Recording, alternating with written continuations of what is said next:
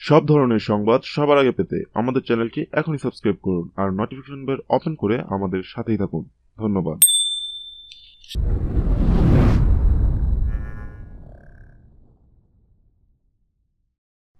ডুবন্ত নৌকার প্রার্থীকে জেতাতে পুলিশ হয়ে উঠেছে স্বেচ্ছাচারী ও বেপরোয়া, বললেন রুহুল কবির রিজভী। চলুন বিস্তারিত জেনে নেওয়া যাক। গাজীপুর ও খুলনা সিটি নির্বাচনে নির্বাচনী প্রচারণায় বাধা প্রদান সহ পুলিশ ও সাদা পোশাকের পুলিশের বিরুদ্ধে নানাভাবে হয়রানির অভিযোগ করেছে বিএনপি। আজ শনিবার রাজধানীর নয়াপল্টনে বিএনপির কেন্দ্রীয় কার্যালয়ে এক সংবাদ সম্মেলনে এ অভিযোগ করেছেন দলটির যুগ্ম মহাসচিব রুহুল কবির রিজভী। রিজভী বলেন, গাজীপুর ও খুলনা সিটি নির্বাচনে পুলিশি তাণ্ডব, গণগ্রেপ্তার এবং এলাকায় ভীতিকর পরিবেশ দিনকে দিন আরও পরিব্যাপ্ত হচ্ছে। নির্বাচনী প্রচারণায় বাধা প্রদান সহ নানাভাবে হয়রানিও করছে পুলিশ ও সাদা পোশাকের পুলিশ। খুলনা জেলা বিএনপির ধর্ম বিষয়ক সম্পাদক সাইফুল হাসান রবি সহ 11 জন নেতাকর্মীকে গ্রেপ্তার করা হয়েছে। বিএনপির এই নেতা আরও বলেন, রূপসা, দিঘলিয়া সহ বিভিন্ন থানা ও উপজেলার বিএনপি নেতাকর্মীদের বাসায় হানা দিয়ে পুলিশ ধরপাকড় তাণ্ডব চালাচ্ছে।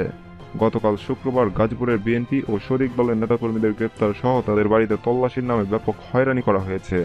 গতকাল রাতে পুলিশি অভিযানের অংশ হিসেবে গাজীপুর জেলা police super SP Harunur Rashid Tongi থানায় পুলিশ কর্মকর্তাদের নিয়ে রুদ্ধদ্বার বৈঠক করে বলেও অভিযোগ করেন বিএনপির যুগ্ম মহাসচিব। রিজভী বলেন, শুক্রবার সকালে বিএনপির কৃষি বিষয়ক সম্পাদক সাবেক সংসদ সদস্য এমপি আবুল কালাম সিদ্দিকীকে কাশিমপুর এলাকায় ধানের শীষের পক্ষে নির্বাচনী প্রচারণায় বাধা দেয় পুলিশ।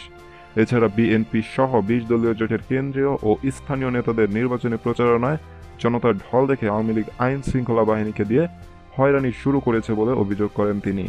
রিজভী আরও বলেন, দুদিন আগে নির্বাচন পর্যবেক্ষক সংগঠক সুজনের পক্ষ থেকে সংবাদ সম্মেলন করে তাদের মাঠ জরিপের ফলাফল তুলে ধরতে গিয়ে 2 সিটিতে সুষ্ঠু নির্বাচন নিয়ে শঙ্কা প্রকাশ করা হয়েছে।